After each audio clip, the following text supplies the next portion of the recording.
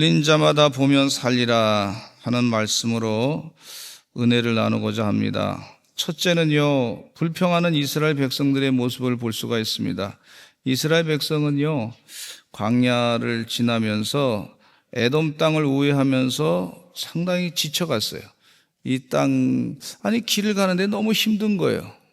아주 그냥 평탄한 길도 아니고 거기에 물도 없고 마실 것도 없고 먹을 것도 없고 그런 상황이었으니까 얼마나 불편하겠습니까? 우리가 인생을 살아가는 동안에 힘든 길을 갈 때 힘들잖아요. 힘들 길을 가면 힘들잖아요. 아멘도 없으시네. 안 힘든가 봐요. 예. 힘든 길을 가면, 고통의 길을 가면 힘들어요. 인생길을 갈 때 많은 여러 가지 이 힘든 일들이 있어요. 내 뜻대로 안 되는 것도 있어요. 근데 그런 힘든 길을 가는데, 그런 가는 과정 가운데 이스라엘 백성들이 힘든단 말이죠. 그러니까 원망했습니다. 하나님을 원망하고 모세를 원망했어요. 민수기 21장 5절에 보면 이런 말씀이 있어요. 같이 읽어보겠습니다. 시작. 백성이 하나님과 모세를 향하여 원망하되 이 하찮은 음식을 싫어하노라 하매 이랬어요. 왜 우리를 이집트에서 데리고 나와서 이 광야에서 굶어 죽게 하느냐? 먹을 것도 없고 물도 없고 이 보잘것없는 만나도 이제는 지겹다. 그들의 말은 단순한 배고픔이나 피곤함 때문이 아니라 그 말 속에는 하나님께서 지금까지 자신들을 인도해 준 일에 대해서 하찮게 여기고 심지어 불만을 터뜨리는 마음이 담겨 있었던 걸 볼 수가 있어요. 광야에서 보호하시고 먹이신 하나님의 은혜를 가볍게 여긴 것을 볼 수가 있어요. 이때 하나님은 불뱀들을 그들 가운데 보내셨어요. 뱀에게 물린 사람들이 하나둘씩 죽어나가기 시작했습니다. 그때서야 백성들은 자신들이 죄를 지었다고 하는 것을 깨닫고 모세에게 달려가 용서를 구합니다. 우리가 여호와와 당신을 향해 불평하여 죄를 지었습니다. 하나님께 제발 기도해 주세요. 한번 따라서 하시죠. 기도해 주세요. 기도해 주세요. 우리 옆에 분들에게 서로 한번 인사 나누시죠. 나를 위해서 기도해 주세요. 옆에 계신 중보 기도자들이 참 소중합니다. 기도해 주세요. 기도 많이 하시는 영적인 지도자들이 되셔야 될 줄로 믿습니다. 그러니까 기도해 달라고 그렇게 부탁했어요. 이 뱀들을 우리 곁에서 떠나게 해주세요. 하나님은 그들의 회개를 들으시고 새로운 구원의 길을 여시는 것을 볼 수가 있는데 뱀 좋아하는 사람도 있긴 하지만 간혹 싫어하는 사람이 많습니다. 이 뱀이 와서 또 문다는 게 쉽지 않아요. 산에 갈 때 조그만 오솔길을 갈 때 앞에서 뭐가 스스슥 지나가면요 기분이 오싹해요. 그래서 가끔 제가 강원도 인제에서 목회할 때 부삽을 갖고 다녀서 부삽을. 그래서 뱀이 나타나면 그냥 그걸 탁 들고 뱀 머리를 탁 때리면 뱀이 머리가 깨져서 죽어버려. 그런 적이 있어요. 지금은 그렇게 하면 안 됩니다. 옛날에는 한 그게 40년, 50년 전 얘기니까. 근데 하여튼 그 뱀에 물려가지고 불편했어요. 불뱀이 일어나 막 죽어버려 사람이. 그러니까 그 기도를 들어주셔서 살려주세요 이렇게 부탁했던 것을 볼 수가 있어요. 근데 여기 이스라엘 백성들이 사는 데는 별로 지장이 없었거든요. 근데 이스라엘 백성들이 광야에서 죽은 이유가 뭐냐면 불평하고 원망했을 때 하나님을 불평하고 원망했을 때 죽어버렸어요. 심판을 받았어요. 굶어 죽었다는 사람은 한 사람도 없어요. 또 광야길을 지나는 동안에 전쟁해서 죽었다 이런 사람들도 별로 없어요. 그 광야길을 지나는 동안에 뭐 돈이 없어가지고 먹을 걸 못 사 먹어서 죽었다. 뭐 그런 얘기 없어요. 근데 뭐에 심판받아서 죽었냐면 원망하고 불평하고 자기 인생을 원망하고 불평하고 자기가 있는 것에 대해서 감사하지 아니하고 하나님의 은혜 가운데 산 것에 대해서 감사치 아니하고 불평하고 원망했을 때에 하나님께서 심판하셨던 것을 분명히 볼 수가 있어요. 불평을 이기는 것은 감사한데 우리 가운데 감사가 사라지지 않았는지 늘 주의해야 될 줄로 믿습니다. 어떤 분이요, 불평을 자꾸 뭔가 살다 보니까 좀 이상하게 자꾸 불평하고 또 불평하고 또 자꾸 불평하고, 그래서 자기가 예배를 드리고 그러는데 성경 말씀 보는데 속회 예배 드리는데 자꾸 불평이 자꾸 늘어. 불평, 원망, 뭐 자꾸 불평이 자꾸 들어가. 여러분 한번 시작하면요 이게 자꾸 늘어나요. 자꾸 늘어나. 불평, 원망, 뭐 짜증, 뭐 이런 것들이 자꾸 늘어나는 그런 자기 현상을 보면서 이거 내가 감사를 회복해야 되겠다. 그런 생각을 가지고 선교 활동 필리핀 마닐라에 있는 깜덴 공동체가 가지고 그 아주 빈 가난한 그런 촌에 가서 이제 선교 활동을 했어요. 전도를 이제 단기 선교 갔다 온 거죠.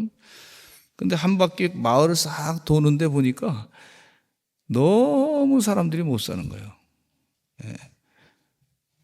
뭐 집이 우리나라의 옛날에 그 계집이라는 거 혹시 바깥에 계집 있잖아요. 그거 어떤 때는 그거보다 좀 작은 데도 있고, 하여튼 그거보다 작은 데서 그 제가 집에 들어가 보니까 한 집이 말이죠 6명, 7명 살고 있는데 그냥 거기는 뭐 에어컨도 없고 뭐 난방시설도 필요 없고 하여튼 그런 상황이에요. 근데 그 집에서 이제 결혼해서 사는데 그 집에 보니까 참 안타깝더라고. 7, 8집이 같이 살고 말이죠. 7, 8사람이 같이 살고. 그 비가 오는데 비 오는데 그냥 그 바닥에서 그냥 잔다 그러고 그런 걸 다 보시더니 선교 활동 끝나고 자기를 이제 돌이켜서 이렇게 보시는데 감사한 마음이 생기기 시작했다. 그런 얘기 하시더라고요. 감사한 마음에 축복을 받았다. 여러분 감사를 잃어버리면요 저주받은 영혼이 되는 거예요. 감사한 마음을 가지시기를 간절히 축원합니다. 그 사도 바울은 감옥에 있을 때 자족하는 걸 배웠다 그랬어요. 그 가운데서도 감사한 마음을 가졌던 걸 볼 수가 있어요. 얼마나 중요한지 몰라요. 혹시 불평하고 원망하고 짜증나고 속상하고 이런 일이 있으면은 감사한 마음으로 이 악한 것을 물리치셔야 될 줄로 믿습니다. 감사하시기를 간절히 축원합니다.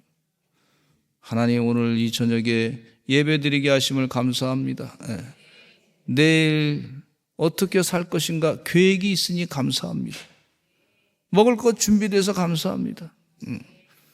하나님께서 우리 미래 앞길을 인도해 줄 줄로 믿습니다. 감사합니다. 이런 감사한 마음을 잊어버리지 마시기를 간절히 축원합니다. 이 광야 생활에 이스라엘 백성들이 가졌던 왜 하나님의 심판을 받았는지 그 이유를 우리가 분명히 알고 있잖아요. 원망하고 불평하고 있는 것에 대해서 족한 줄도 모르고, 그러니까 말이죠 거기에 불평과 원망, 옛날 애굽에서 먹던 거 자꾸 생각하고 광야에서 지금 기적과 같이 지금 살아가고 있는데 그건 모르고 지금 우리가 살고 있는 거 이게 기적과 같은 거예요. 그건 모르고 불평하고 원망하고 그러다 하나님의 심판을 받았는데 그 영적인 지혜를 우리가 배웠으니 우리는 주의 은혜 가운데 늘 감사한 마음을 가지고 사셔야 될 줄로 믿습니다. 민수기 21장 6절에 한번 읽어보겠습니다. 시작. 여호와께서 불뱀들을 백성 중에 보내어 백성을 물게 하심으로 이스라엘 백성 중에 죽은 자가 많은지라. 그래서 많은 백성이 불뱀에 물려 죽게 되었습니다. 그래서 자기들의 지은 죄를 깨닫고 모세에게 중보 기도를 요청했는데 이 성경 말씀을 한번 또 읽어보겠습니다. 21장 7절로 8절 시작. 백성이 모세에게 이르러 말하되 우리가 여호와와 당신을 향하여 원망함으로 범죄하였사오니 여호와께 기도하여 이 뱀들을 우리에게서 떠나게 하소서. 모세가 백성을 위하여 기도하매 여호와께서 모세에게 이르시되 불뱀을 만들어 장대 위에 매달아라. 물린 자마다 그것을 보면 살리라 그랬어요. 하나님께서 모세에게 놋뱀을 만들어서 장대에 달라고 했어요. 다른 조건이 없어요. 그냥 보기만 하면 사는 거예요. 보기만 하면 사는 거예요. 하나님은요, 기도 많이 한 사람만 살린 것이 아니고, 의롭게 여겨지는 사람만 살린 것이 아니고, 불평 안 하는 사람만 살게 하지 않은 것이고, 혹은 헌금을 많이 한 사람만 살게 하지 않으신 것이고, 혹은 광야 동안에 불배 물려가지고 죽는 사람이 좋은 옷을 입은 사람만 살게 하지 않은 것이고, 누구든지 놋뱀을 보기만 하면 산 거예요. 놋뱀을 보기만 하면 산 거예요. 이것이 하나님의 은혜입니다. 은혜. 기적입니다. 기적. 놋뱀을 보기만 하면 사는 거예요. 다른 조건이 없어요. 그냥 하나님께서 말씀하신 대로 놋뱀 보기만 하면 살아요. 살아. 이거는 믿음의 결단을 하라는 거예요. 하나님께서. 너 놋뱀을 보면 삽니까? 놋뱀을 바라다 보기만 해라. 그러면 산다. 그렇게 믿음의 결단을 하고 놋뱀을 쳐다보라. 이렇게 말씀하고 있어요. 하나님 은혜 가운데 이 말씀에 순종한 사람은 살고, 그래도 끝까지 놋뱀을 쳐다보지 않은 사람은 죽어버렸어요. 이게 심판인 것을 볼 수가 있습니다. 두 번째, 예수님은 장대에 들린 놋뱀이다. 그렇게 볼 수가 있는데, 요한복음 3장 14절로부터 15절에 예수님이 하신 말씀이에요. 이런 말씀하고 시작. 모세가 광야에서 뱀을 든 것 같이 인자도 들려 하리니 이는 그를 믿는 자마다 영생을 얻게 하려 하심이라. 모세가 광야에서 뱀을 듣는 것처럼 인자도 들려 하니까 그를 믿는 자마다 영생을 얻게 하려 하심이라. 요한복음 3장 16절. 그를 믿는 자마다 멸망하지 않고 영생을 얻게 하려 하심이라. 우리 예수님만 늘 바라보셔야 될 줄로 믿습니다. 우리 지금 이 대한민국을 생각할 때, 이야, 이거 참 큰일이다. 정치적인 상황이 큰일이다. 그럴 때일수록 우리 주님을 더 바라봐야 될 줄로 믿습니다.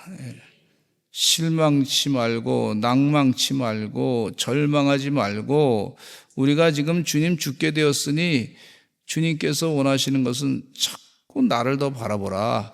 그렇게 말씀하시는 상황인 줄로 믿습니다. 놋뱀은요, 십자가에 달린 예수님의 예표인데, 뱀은 죄와 죽음의 상징이에요. 뱀은 죄와 죽음의 상징이었어요. 놋뱀은 죄는 없지만 죄의 형상처럼 보이는 것이었는데, 예수님이 죄 없으시지만 우리의 죄를 대신 지셨다 볼 수가 있고, 장대 위는 십자가라고 볼 수가 있고, 본다는 것은 믿는다는 것과 마찬가지라고 볼 수가 있어요. 주님 은혜 가운데 믿음의 눈으로 바라볼 때에 생명을 얻게 된다고 말씀하고 있습니다. 보는 것이 참 중요한데 시선이 마음을 결정하기 때문에 그렇습니다. 시선이 마음을 결정한다. 그 자꾸 무엇을 바라보느냐에 따라 사람이 달라지는 걸 볼 수가 있어요. 주님 은혜 가운데 십자가를 자꾸 바라보시기 간절히 축원하고, 말씀을 귀하게 여기시기 바라고, 교회를 자꾸 생각하시고 그러시기를 간절히 축원합니다. 마태복음 6장 21절에 내 보물 있는 그곳에는 내 마음도 있느니라 그랬어요. 무엇을 보는가에 따라서 삶의 방향이 달라진단 말이죠. 예수님은요, 5,000명을 먹이신 후에 제자들을 먼저 배에 태워 보내시고 자신은 산에 올라가 기도하셨어요. 한밤중에 배를 타고 가던 제자들은 거센 바람과 풍랑에 시달리고 있었어요. 어둡고 무서운 밤, 물결은 거칠었고 배는 흔들렸습니다. 제자들의 마음은 점점 두려움에 사로잡혔어요. 그때 물 위를 걸어오시는 예수님이 나타나셨는데 제자들은 처음에 그것이 예수님인 줄 몰랐고 유령이다 그랬어요. 예수님은 그들에게 걱정하는 그들에게 말씀하시기 안심하라 나니 두려워하지 말라 그랬어요. 그러니까 베드로가 그 예수님을 보고 난 다음에 주여 만일 주시거든 나를 명하사 물 위로 걸어오라 하소서 그랬어요. 예수님은 한마디 하시기를 오라. 베드로는 배에서 내려 물 위를 걸어 예수님께 나아갔어요. 처음엔 정말로 물 위를 걸었습니다. 예수님을 잘 바라볼 때는 물 위를 걸었습니다. 상상도 못할 기적을 체험했어요. 물 위를 걸을 때 예수님을 똑바로 바라보니까 그 물 위를 제대로 걸을 수 있었는데 그 다음에 풍랑이 일어나는 걸 바라보니까 이 갑자기 말이죠. 불안해가지고 마음 가운데 마음이 흔들려서 물속으로 꼬르륵 들어갔던 걸 볼 수가 있어요. 지금 이때는 우리가 예수님을 더 자세하게 뚫어지게 바라보아야 될 줄로 믿습니다. 주님 도와주실 줄로 믿습니다. 그렇게. 폭풍우가 몰아칠 때 갈릴리 바다 위를 걸어가던 베드로는 예수님을 바라볼 때는 물 위를 걸었어요. 바람을 보았을 때는 물속에 빠졌어요. 믿음의 시선을 놓지 않을 때 우리는 위기 속에서도 치유와 회복을 경험할 수 있는 줄로 믿습니다. 시편 34편 5절 말씀 읽어보겠습니다. 시작.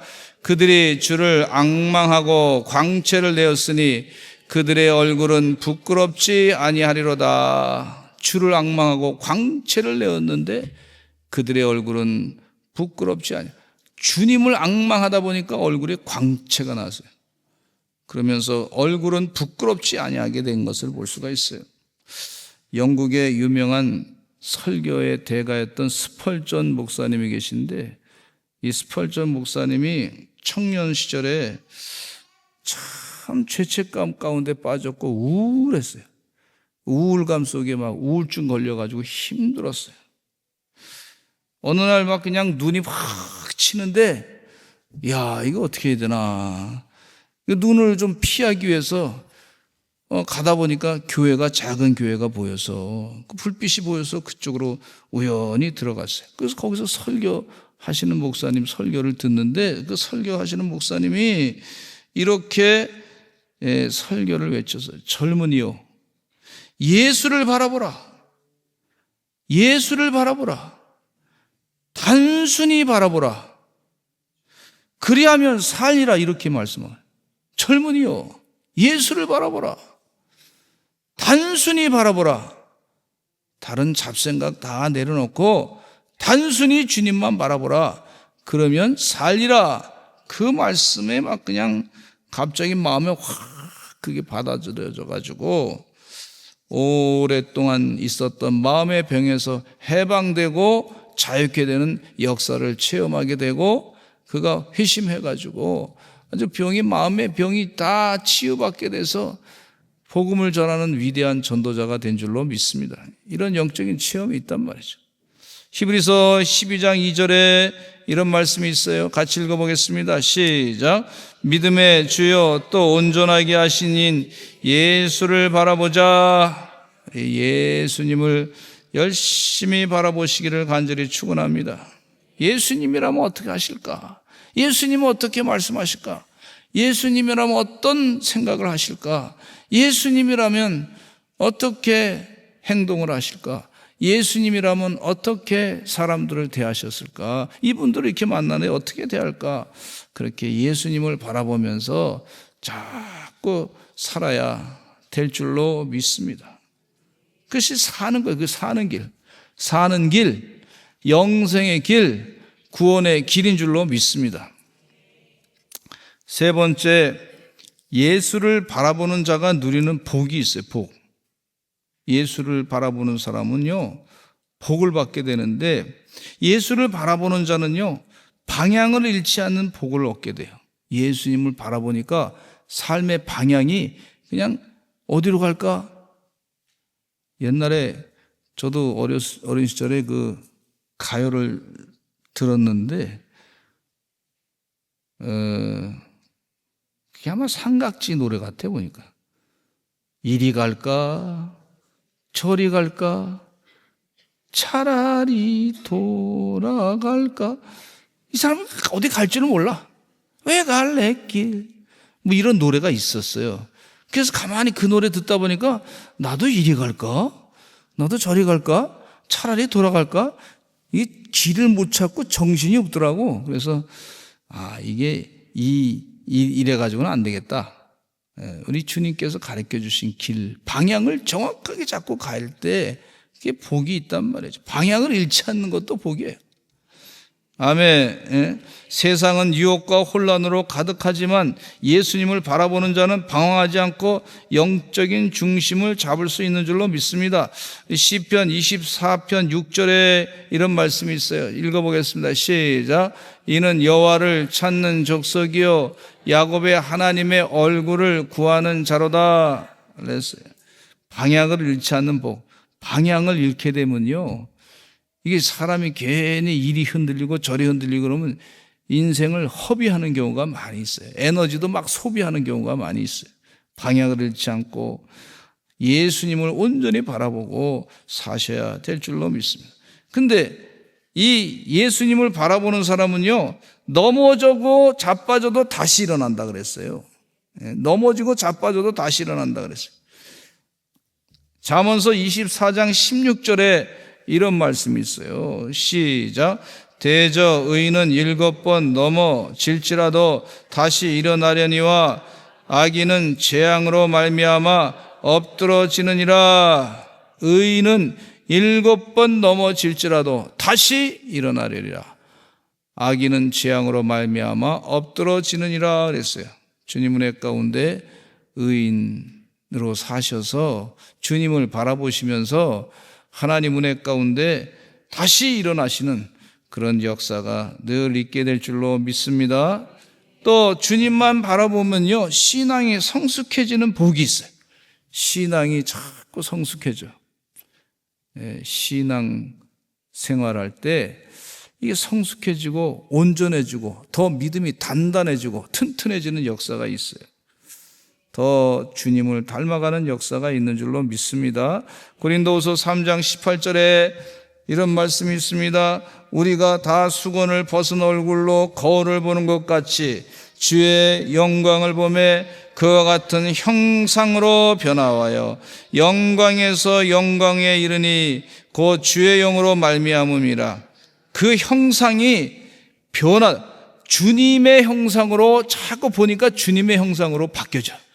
그리고 영광에서 영광에 이르게 되는 역사가 있다는 거예요. 이 풍랑을 자꾸 바라보면 풍랑 때문에 인상이 찌그러진단 말이에요.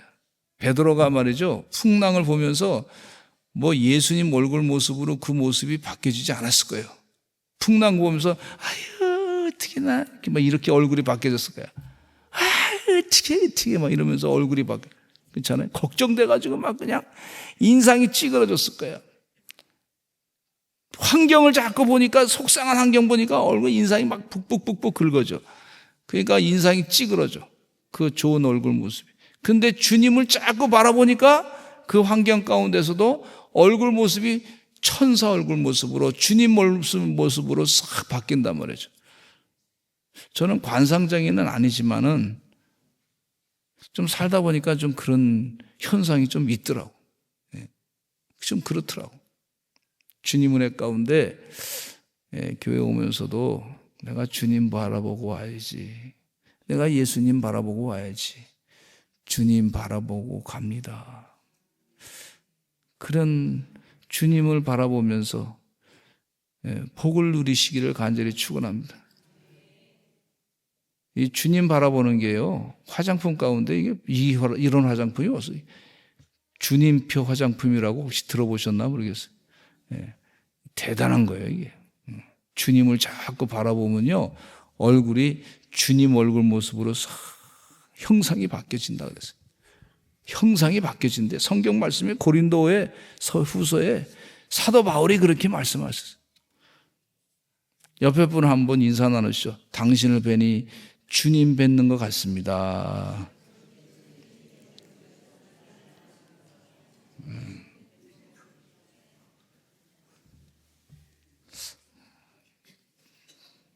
꼭 그렇게 믿으시기 간절히 축원합니다. 예.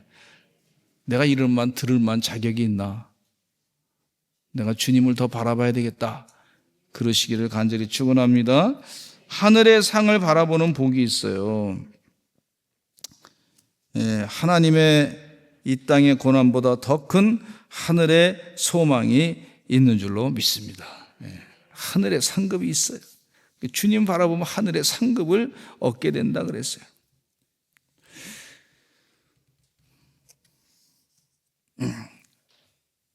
어떤 아이가 말이죠, 어린아이가 무대에서 독창을 할 때가 됐어요. 많은 관객을 보니까 막 떨려. 이 사람 보니까 떨리고 저 사람 보니까 떨리고. 그런데 거기 중간에 가운데쯤에 아버지가 앉아 계시더라고. 근데 아버지가 그 얼굴 모습이 빙그레 웃으면서 잘해 이러는 거예요.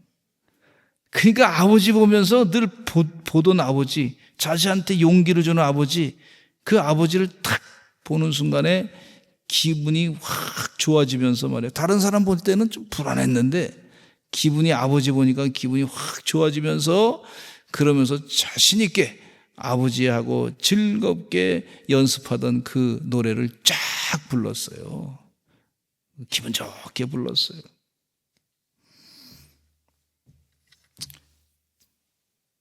우리를 바라보시면서 빙그레 웃으시는 하나님 아버지를 보시고, 하나님 아버지 보시고, 빙그레 웃으시는 예수님 보시고, 은혜 가운데 이 험난한 세상을 이겨내시기를 간절히 축원합니다. 빙그레 웃으시는 하나님 아버지, 빙그레 웃으시는 우리 예수님. 네, 오헨리 소설의 마지막 입세의 내용인데 아마 제가 설교 시간에 여러 번 했을 것 같아요. 근데 또 얘기합니다. 미국 뉴욕의 그리니치 빌리지 예술가들이 모여 사는 가난한 동네에서 일어난 얘기예요. 실화는 아닙니다. 소설에 나온 얘기죠. 소설에 등장하는 인물은 존 씨와 수와 베어맨 이라는 사람인데, 존 씨는 젊은 여성 화가인데 폐렴에 걸려가지고 삶의 의지를 잃게 됐어요. 이제 곧 죽을 건데 그냥 빨리 인생 마감해야지 이렇게 생각했어요. 근데 수는 존 씨의 친구이자 동료 화가인데 이 존 씨를 수가 열심히 헌신적으로 돌보았어요. 근데 베어맨이라고 하는 사람은 나이 든 화가인데 오랫동안 아주 내가 걸작을 그려가지고 그냥 세계적으로 유명한 화가가 될 것이다 이러면서 큰 소리만 빵빵빵빵 치고 다녔던 허풍쟁이 예술가였어요. 근데 폐렴에 걸린 존 씨는요, 죽음을 예감하고 창밖에 담쟁이 동굴을 바라봤습니다. 이 존 씨가 그 담쟁이 동굴을 바라보면서 이렇게 얘기했어요. 덩굴의 잎이 모두 떨어지면 나도 죽을 것 같아. 그때 되면 나도 죽겠지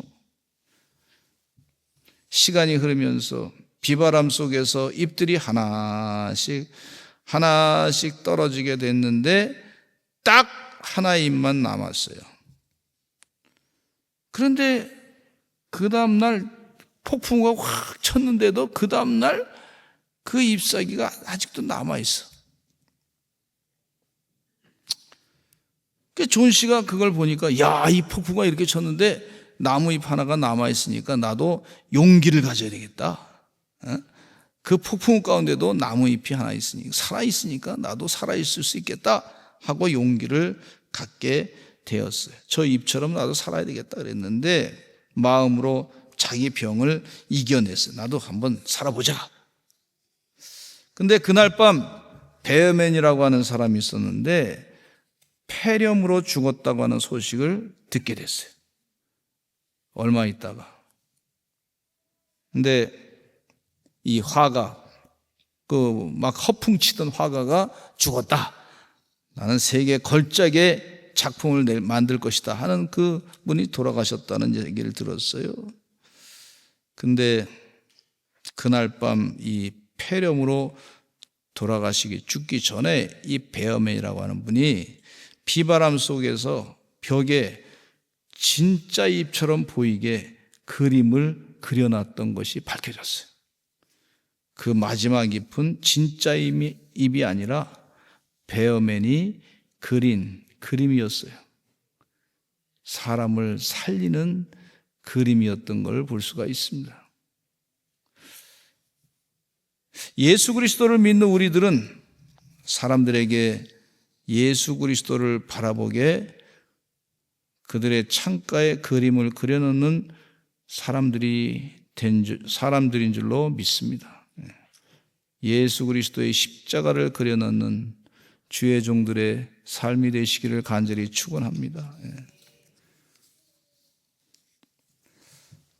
조용기 목사님은 젊은 시절에 폐병에 걸려 죽게 됐어요. 불교를 믿었던 가정이었는데 이 아들 조용기를 살리기 위해서 이 아들이 말이죠. 아버지, 내가 이 교회 가야 되겠습니다. 교회 가면 예수님 만나고 기도하면 병을 고친다는 얘기가 있는데 나도 한번 좀 가보고 싶습니다. 그러니까 이 다 죽게 된 이 조용기라고 하는 청년 그 아들을 바라보면서 그러면 가봐라. 지푸기라도 잡는 심정으로 가봐라. 그렇게 했어요. 절에 다녔던 사람이 절대 교회 안 다니는 그런 집안이었는데, 근데 온 가족이 말이죠. 예수님에게 다 집중했어요. 예수님이 고쳐주신대. 그래서 온 가족이 다 집중했어요. 예수님 바라보게 됐어요. 그리고 얼마 있다가 청년 조용기는 폐결핵에서 고침을 받게 됐고 예수님이 고쳐주셔가지고 살아나게 됐습니다. 주의 복음을 전하게 됐습니다. 주님 은혜 가운데 이게 하나님의 기적이에요. 기적. 무엇을 바라보느냐, 무엇을 보느냐에 따라서 사람이 달라지는 것을 볼 수가 있어요.